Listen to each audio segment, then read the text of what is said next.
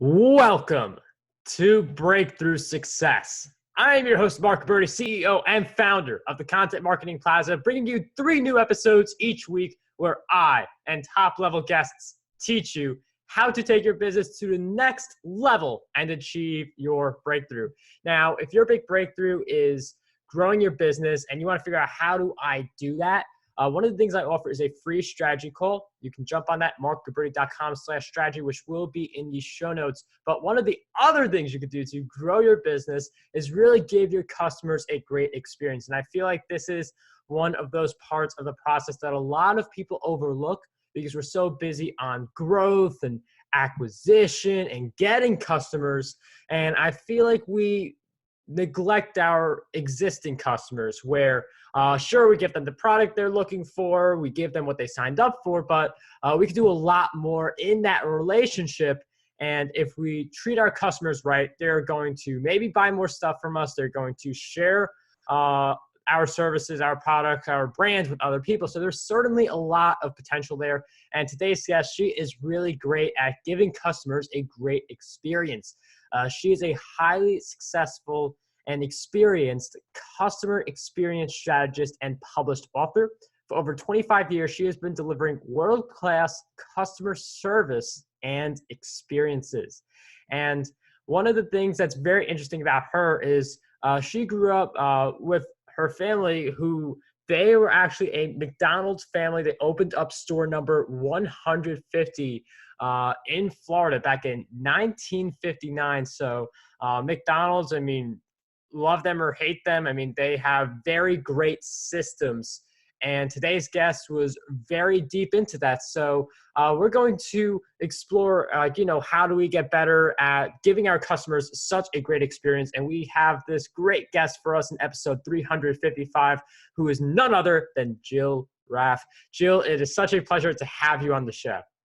Thank you so much. It's really great to be with you, Marc. Really, really excited about our conversation. Jill, I'm so happy to have you on the show, and I'm looking forward to diving into the customer experience because it's such a important skill for any of us to master. So I'm wondering if you could share a little bit on just how you got started in taking customer experience seriously. I'm sure the McDonald's background had a little bit in that, but I want to hear some backstory and just hear where all this is coming from. Sure, absolutely. You're right. That is completely my foundation. I grew up literally in the culture of McDonald's, and especially in those early days, it was very much about customers always right.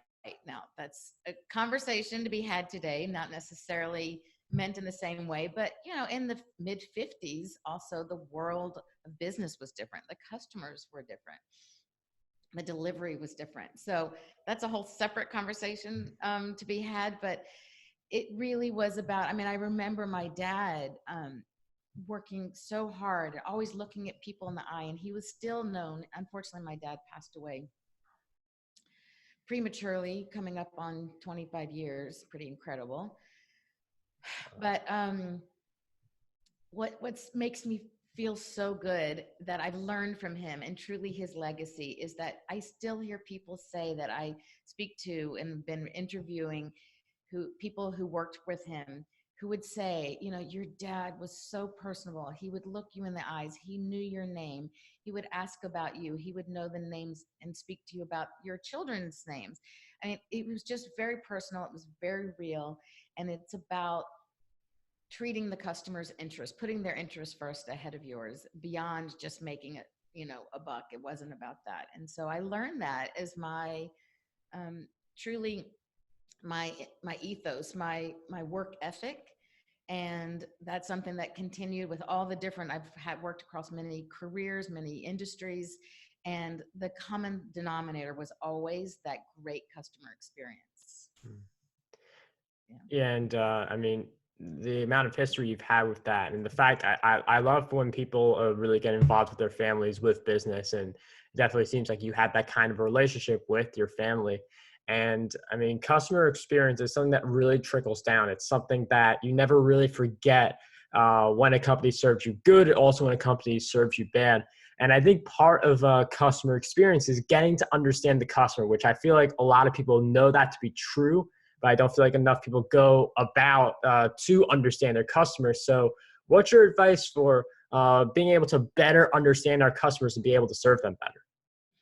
I think you need to set it up and have it a part of your SOPs. Your standard operating procedures should incorporate a method to take information from your customers and asking them. I say you need to ask all the time throughout the entire process, both with your employees and your customers. And you need to ask for their feedback, ask what they want, ask how you're doing along the way.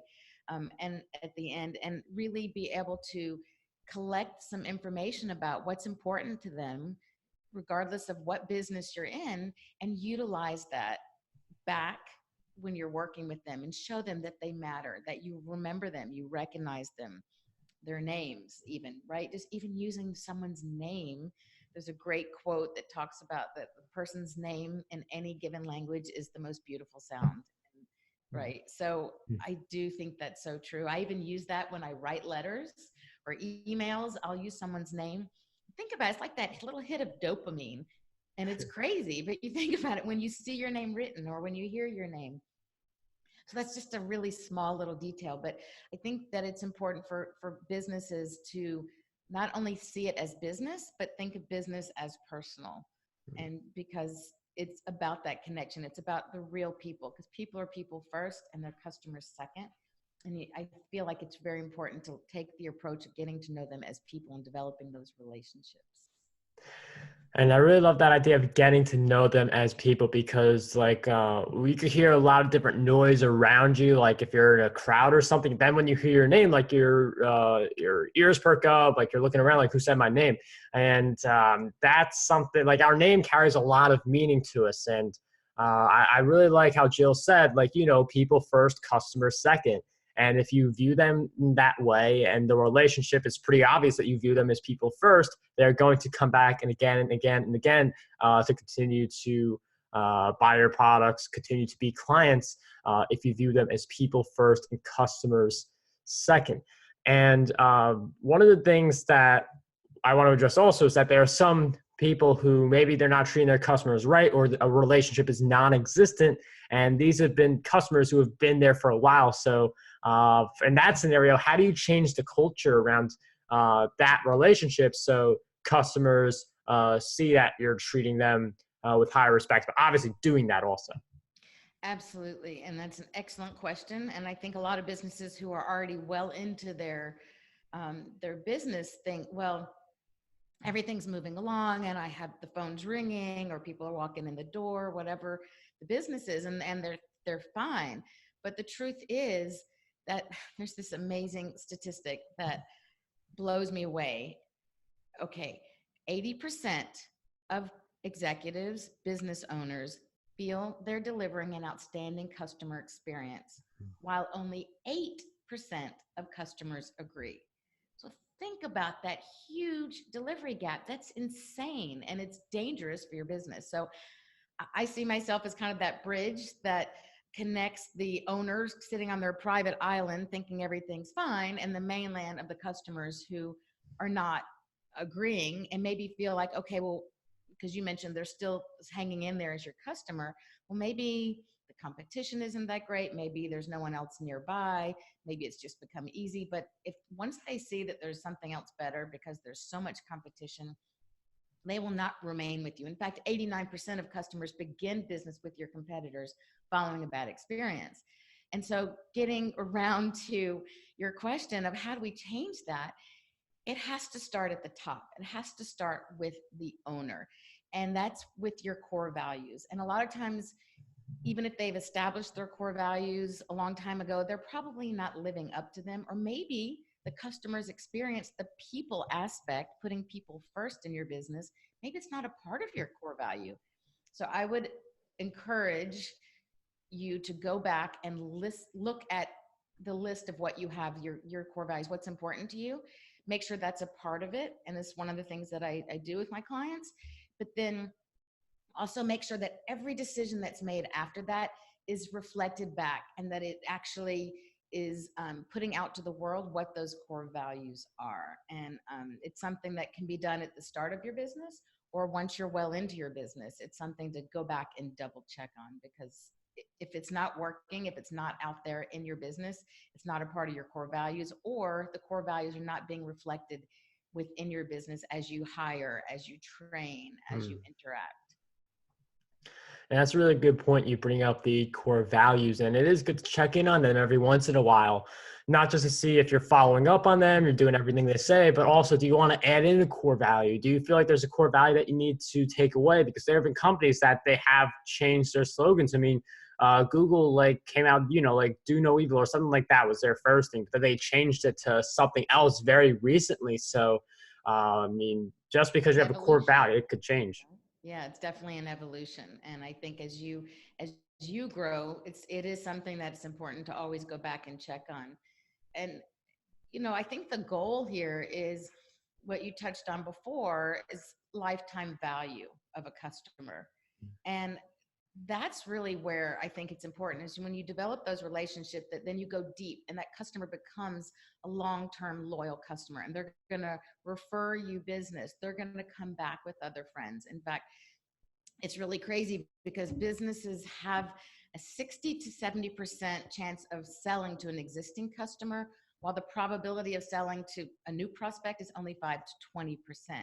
So why would you make it harder for yourself? Why would you spend all that extra money and resources and having to establish and find new customers instead of maintaining the ones that you have and treating them right, treating them like family? Yeah, and that is a really great point, because if someone buys your product, this is something that a lot of people talk about in marketing. If someone buys your product, even if it's $1, they're more likely to buy the next product for you. And you could see it in like people who return to brands very often. I mean, if you buy books from a certain author and that author comes out with another book, you're more likely to buy more of their books. That's why you see a lot of self-published authors write a ton of books, because they know that. And, at $3 a book, it's certainly easy. But you even see this with like $2,000 training courses, where people like your first $2,000 training course, they will go back and buy your other one. So it is definitely about treating those customers right. Knowing who they are also is pretty important. Having for online marketing purposes, like having a separate email list just for your customers can be really big. But I know, Jill, you have helped so many businesses and people give such a better experience for their customers. So I'm sure you've heard all kinds of different stories and case studies of what to do and what not to do. So I'm wondering if you could share with us, what do you believe holds a lot of people back from giving customers this really great experience that honestly they deserve? I think that business owners, and it doesn't matter if you're a solopreneur or you're a corporation, right? I think that what I do really covers the gamut, because it's not the segment of the market or the industry that you're in. It's the mindset and the appreciation of what you're putting out and making sure you're delivering value. And I think where the gap, what creates that gap I talked about before, and where things fall short, is that people are so busy putting out fires. They're so busy living in the moment. They haven't established those systems. They don't have a true team. They have a bunch of employees, but maybe they don't have a team that works together and supports one another. Maybe they haven't trained. I mean, I've spoken to, one business owner said, well, the turnover is so bad. And that's a real problem, is keeping that retention. And so we really don't train people as well as we should. We need to fill, right now, employment's really low, so it's hard to find great people. So we just find who we can to get in and fill the spot when there's a human being there. But truly, that's going to hurt you, because first, having a warm body there or not, if they're not delivering the message, if they're not interacting with your customers how you want your brand to be viewed, they're harming you. There's more harm than good. And so I think people are so busy living in the moment and rushing and doing what has to be done in that second, that they don't think about the big picture from the beginning, and they don't plan accordingly, or they don't stop and say, okay, let's go back and address some of these things that we probably should have earlier, because it's just making it where the customer feels the chaos that's going on here. And that is a really great point you make, because you can have you can have the core values in place. You can be the right-minded person, but you have to hire people who share that vision. And when you pay someone like, X amount of dollars per hour or whatever the setup is, we'll just use dollars per hour in this example. Let's say it's $20 an hour that you're paying someone to work for your business. It's not $20 an hour that you're actually paying them for. In some cases, it could really be losing $50 an hour because they hurt your business. But in other cases, it could be really good ROI, where like someone is just so great to your existing customers that they come back because of that person. So each person who you bring into your company, that's an investment. It's not just delegating. It's not just you having more time, but it's also an investment. And it impacts how people look at your brand. So really great insight from Jill, just to think about that also. Yeah, and I just want to build on a little bit of an experience that I just had. So one of the things I think is really important with our team, with our employees, is I call it E to the third power. So we first have to educate our customers. Our employees when we hire them. And then we need to empower them. We need to give them the power to make choices and decisions as they interact with your customers, so that they feel a part of the business. They're not just a hired hand. They're not just working at a job. They feel invested because you've empowered them with the ability to make those choices. And the third E, Mark, is for entrust. You have to cut that umbilical cord, kind of like parenting. And at that point, once you've trained them and you've empowered them with the right tools, then you have to trust that they're going to do the right thing. And you've got to give them a chance to do that. So I had an experience yesterday. I was at Trader Joe's, which is known for their great customer experience. It's known for the great people they hire. And I wonder whether or not this was something where the company empowered their employees, or whether or not this was just something that this guy did.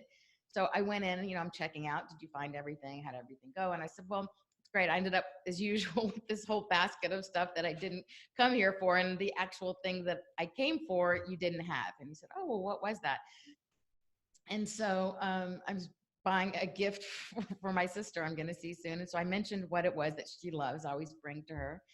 And he said, oh, well, that's really odd. We have that, but check back with us, because if it's off the shelf. I asked if maybe they had it in the back, and he said, no, if it's not on the shelf, we're probably out, but we'll be getting that again soon. So I was like, okay, whatever, I'll come back. So I get home and I'm unpacking my bag, and they sell the same product. It's the dark chocolate peanut butter cups. They're so good. And the dark chocolate, they had tons of milk chocolate, but not the dark chocolate. And they sell the small little 99-cent bags. I don't know if you're familiar with it. Well, he had put one of the small little 99-cent bags of those dark chocolate peanut butter cups in my grocery bag. I had no idea. Wow. I thought that was brilliant. And I mentioned it to my son. And he said, well, I think that's illegal. Isn't that dishonest? And I said, I don't know whether or not he was empowered to do that. But of course, I'm always thinking customer experience. And I thought, I hope that the company has trained their staff to empower them and trust them to make the choice of when to do that kind of thing and when not to. It was brilliant. To me, it made me feel even closer to their company, their brand, and as human beings, right? Because of what happened, it was a very personal experience. And you better believe I love them for all those reasons anyway, but it was one more thing to make me say, oh my gosh, how great was that? I'm definitely going to stick with this company. Wow, all for 99 cents too. I mean, it's Exactly. not a lot. I mean, some people think about, like spending hundreds of dollars on the gift, or like thousands of dollars to keep someone. But I mean, like 99 cents, that has an impression. Just give the right gift, just to show that you care. Yeah, and it didn't even cost them 99 cents, right? That Yeah, was the retail price. So think about what it cost them to create that brand loyalty. It's brilliant. Yeah, I mean, that's a really great strategy. There are so many ways that you can do it, because not all of us have that much chocolate in reserve to give out to people, but just a nice little email, a classic thing. You see a lot of thank you notes, like mailed, like actual hard copy mailed, can really make a big difference. That's one of the more common ways that literally anyone can be doing to build that customer experience and enhance it. And one of the things that I do want to ask you, Jill, is one of the things I say on every show. I mean, if you listen to a lot of these or watch a lot of them over at YouTube. You've heard me say habits are make or break for a while. So I'm wondering, Jill, if you can share with us some of the habits that you would say are essential for your success.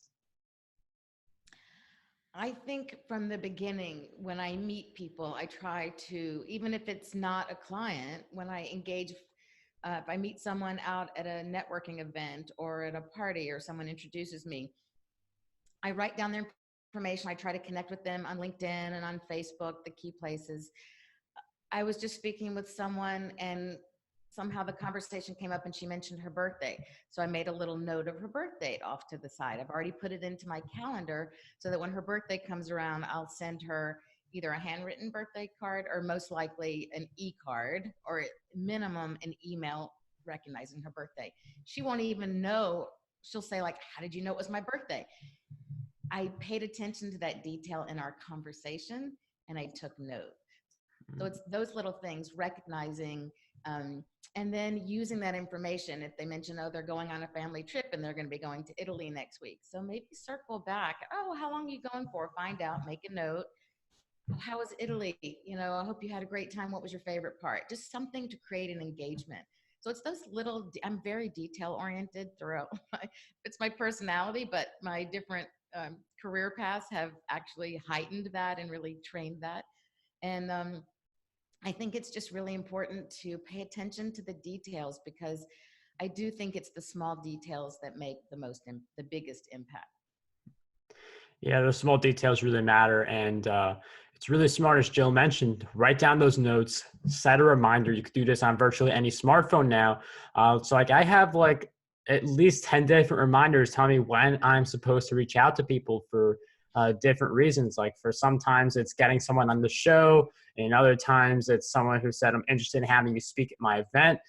So when someone tells you reach out to me on this day, or it's something as subtle as someone saying my birthday is this day, put that reminder on your phone or somewhere else where you'll see it so you follow up on that reminder. So really great stuff from Jill. And I just really loved our time together because you shared some really awesome stuff for people who want to continue following your work and following your journey. Where are some of the places we can find you? Thank you. So of course my website, which is my name, and it's Jill Raff. Raff is spelled R like Robert, A-double-F like French fry. So it's jillraff.com. And I would love to offer a gift for everyone, all you entrepreneurs, just the beginning a checklist. So customer experience acronym is CX. So you can find that at jillraff.com/CX checklist. Jill, thank you for sharing with us that free resource, which will be in the show notes for this episode, markguberti.com/E355. And thank you again for coming on the show. It was such a pleasure to meet you at the New Media Summit and also have you on Breakthrough Success. Thanks so much, Mark. A lot of fun.